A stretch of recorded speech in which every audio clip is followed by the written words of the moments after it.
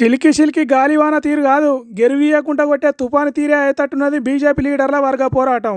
ఏమంట కేంద్ర మంత్రి బండి సంజయ్ నాకు హుజురాబాద్లో తక్కువ ఓట్లు వేయించిన వాళ్లకు సర్పంచ్ ఎన్నికలల్లా టికెట్లు ఇస్తా అని అన్నాడో ఎమ్మటే కన్వీనర్ రాజీనామా, ఈటల ఇంటికి హుజురాబాద్ క్యాడర్ కదిలచ్చుడు టక్క టక్క జరిగినాయి. బండి సంజయ్ అట్లా అన్నందుకు ఇక మా సంగతి ఏందో చెప్పు అన్నట్టు ఈటల ఇంటి ముందడికి చేరిండ్రు. అక్కడ పెట్టిన మీటింగులో ఈటల రాజేందర్ మాట్లాడుకుంటా బీజేపీ లీడర్లు బిత్తరపోయే మాటల తూటాలు వేల్చిండు. వాడు సైకోనా, సాడిస్టా, వాడు మనిషా, పశువా, వాడు ఏ పార్టీలో ఉన్నాడు, వాడు ఎవరి అండతో ధైర్యం చేస్తున్నాడు, వాడిని ఎంచుకోవాలి. కానీ బీ కేర్ఫుల్ కొడుక, బీ కేర్ఫుల్.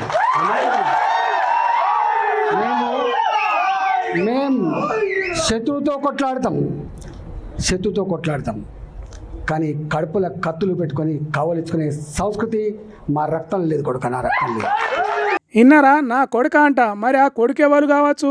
కడుపులో కత్తులుండి కావలించుకునేది ఎవరు కావచ్చు? అట్లా మాట్లాడితే ఎవరినైతే శర్శరమని చిరాకు వస్తుందో, ఎవలకు దిమ్మ తిరిగి మైండ్ బ్లాక్ అవుతుందో వాళ్ళనే అంటున్నాడు.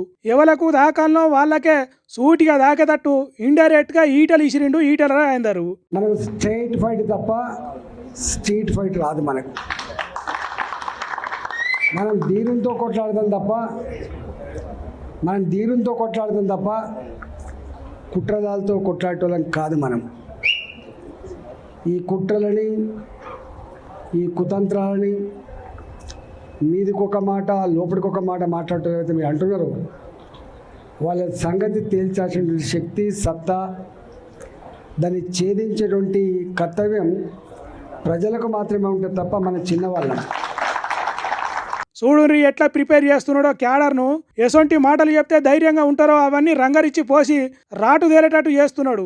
ఎంత తోడు అడ్డం పడ్డా, ఎన్ని కుట్రలు చేసినా హుజురాబాద్లో ఏం జరుగుతుందో చెప్పిండు. ఇక కార్యకర్తల సంబరం చూడాలే, చిన్నగా లేదు పోన్రి. మీరెట్లయితే భరించలేక ఇక్కడికి వచ్చిండ్రో మీ అంతరాత్మని అర్థం చేసుకున్నా. నేను మళ్ళీ చెప్తున్నా మీకు, హుజురాబాద్ గడ్డ మీద రేపు ప్రతి ఊళ్ళో మన వార్డు మెంబర్ ఉంటాడు. హుజురాబాద్ గడ్డ మీద నా సర్పంచ్ ఉంటాడు. అంటే ఇప్పుడు ఈటల ఉన్న బీజేపీ పార్టీలో తన క్యాడర్ ఉంటుంది అంటున్నాడా, లేకుంటే కొత్త పార్టీ పెట్టి నా తడాకా ఏందో చూపిస్తా అన్నట్టు చెప్తున్నాడా అనేది తెలియదు. కానీ ఈలలు సప్పట్లయితే జోరుగానే కొట్టిండ్రు. ఇక ఓట్లు తక్కువ ఎక్కువ ఓడగొట్టే కుట్ర అనే ముచ్చట్ల మీద మాట్లాడుకుంటా ఎన్ని ఓట్లు వచ్చినాయో గన్ని ఓట్లు సమానంగా వేయించిన చరిత్ర తప్ప ఎమ్మెల్యేకు ఎక్కువ ఓట్లు, ఎంపీకి తక్కువ ఓట్ల చరిత్ర లేదు. ఇప్పటికీ ఆయన అంతరాత్మ తెలుస్తుంది మా భూమరావు గారికి. రెండు కలిసే వచ్చేది. అంత సమానమేనాయా, ఇంకెక్కడ అన్యాయం జరిగిందన్నాడు. తర్వాత ఎవర్రా మీరంతా అన్నట్టు ఓ డైలాగ్ వేసిండు. అసలు మీరు ఎవరు? అసలు నీ శక్తి ఏంది, నీ యుక్తి ఏంది, నీ చరిత్ర ఏంది, మా చరిత్ర ఏందిరా?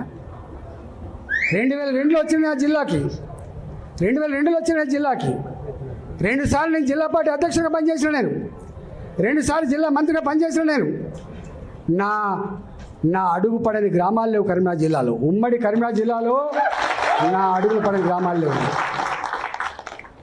ఉమ్మడి కరీంనగర్ జిల్లాలో నేను కరీంనగర్లో ఉంటే పొద్దున ఉదయం పొయ్యి ముట్టిస్తే రాత్రి 12 గంటలకు కూడా ఆ పొయ్యి ఆరిపోయేది కాదు. ఒక్క హుజురాబాదు, ఒక కమలాపూర్ వచ్చిన వాళ్ళు కాదు బిడ్డ, మొత్తం కరీంనగర్ జిల్లా మొత్తం వచ్చేది. పక్క పంటున్న జిల్లాలు కూడా అప్పుడప్పుడు వచ్చిపోయేది. ఇవాళ నేను 2 సార్లు 40 ఫ్లోర్ లీడర్ అని చెప్తున్నా అంటే నాకు తెలియని జిల్లా ఉంటుందా? నేను పోని మండలం ఉంటుందా? నేను మాట్లాడినటువంటి జాతులు ఉంటాయా? మీకు మా చరిత్ర తక్కువ తెలుసుకోడు కా, మీ చరిత్ర మీకు తక్కువ తెలుసు. అంతే కదా, ముఖ్యమంత్రులతో కొట్లాడితే ముఖ్యమంత్రి కావచ్చు, అది కూడా అపోజిషన్ పార్టీలో అయితే మంచిగా ఉంటుంది. కానీ సొంత పార్టీలో సొల్లు కొట్లాటేంది అన్నట్టు ఇజ్జత్ తీసిండు తన మనసులున్న లీడర్ది. ఇట్లా ముసుగుల గుద్దులాట తీరుగా పేరు చెప్పకుండా పెంట తిట్టిండు, సీపుగా తీసి పారేసిండు. నీకు ఐడియా ఉందా? ఒక ముఖ్యమంత్రికి ఇట్లా మాట్లాడు, ₹1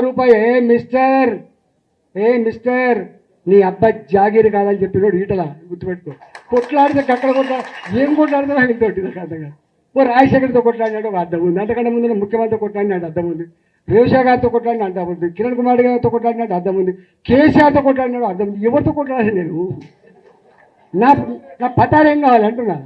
గీ తీరుగున్నది బీజేపీ పార్టీల వర్గ పోరాటం.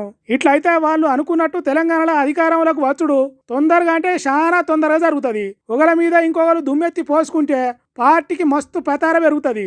అందుకే బీజేపీ పార్టీ కార్యకర్తలు సంబరాలు చేసుకుంటున్నారట వాళ్ళ లీడర్ల తీరు చూసి. ఖమ్మం జిల్లాకు పోయి కేటీఆర్ ప్రెస్ మీట్లో కాంగ్రెస్ మీద సవారు చేసినంత పని చేసిండు కదా. అగో దానికి Congress party leader Mynampally Hanumantharao react అయ్యిండు. తెలుసు కదా మైనంపల్లి మైకు ముందడికి వస్తే ఎట్లుంటుందో. సారు ఇక మొదలు పెట్టుర్రి. మాకు 5 years మ్యాండేట్ ఇచ్చిండ్రు. 5 years మ్యాండేట్ ఇచ్చి అది గమనించు. 5 years లో వీ కెన్ క్రియేట్ మిరాకిల్స్. దాన్ని తట్టుకోలేవు. మేము తప్పకుండా చేస్తాం. ఎందుకు నా డిస్టర్బ్ చేస్తున్నావు? అరే ఇప్పుడే ప్రభుత్వం వచ్చేయాల. మళ్ళా మేము ముఖ్యమంత్రిని జీవితంలో కావరే నువ్వు చెప్తున్నా. మళ్ళా నువ్వు పోయి బాసన్లు కడుకోవాలి అమెరికాలో పోయి అని చెప్పి కూడా కేటీఆర్ కు నేను చెప్తా ఉన్నా. పిచ్చి పిచ్చి చేసాలేకు బిడ్డ.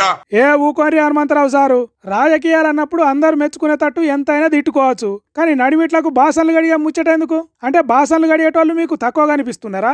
ఇండ్లల్లా తల్లి మనం తినే తలే గడుగుతుంది. అయినంత మాత్రాన తల్లి తక్కువ అవుతుందా? కట్టుకున్న భార్య, కడుపున పుట్టిన బిడ్డ బాసన్లు గడిగాల్సి వస్తుంది.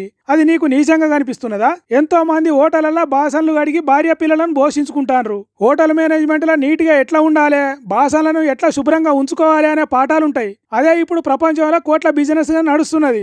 దేశ ఆర్థిక వ్యవస్థకు ఆసరైతున్నది. అంతెందుకు అప్పుడప్పుడు మనం నిన్న బాసన్లను మనమే కడుక్కోవాల్సి వస్తుంది. అయినంత మాత్రాన మనకు మనమే నీచమైపోతామా? బాసన్ల ముచ్చడి చెప్పి ఎవరిని అవమానిస్తున్నావు హనుమంతరావు? అమెరికా దేశంలో ఉండే పిల్లలను, ఇంట్లో ఉండే అమ్మను, అక్కను, హోటళ్లలో పనిచేసేటోళ్లను చీపు, చండాలం, హీనం అన్నట్టు ఏరణ చేసి ఎక్కిరిస్తే ఎట్లా హనుమంతరావు? పార్టీలకు నడుమ, క్యాడర్కు నడుమ, లీడర్లకు నడుమ పంచాయతీలుంటే విమర్శ చేసుకోండి. కానీ మందిని అవమానించినట్టు చిన్నపిల్లల చెవులకు చేరకూడని బూతులు మాట్లాడుకుంటా సమాజాన్ని ఎట్లా తయారు చేయాలనుకుంటున్నారు? ఏంది హనుమంతరావు ఈ బాసన్ల పంచాది అని అంటున్నారు. బతుకు తెరువు కోసం బాసన్లు గడిగే ఆత్మగౌరవం ఉన్న జనాలు.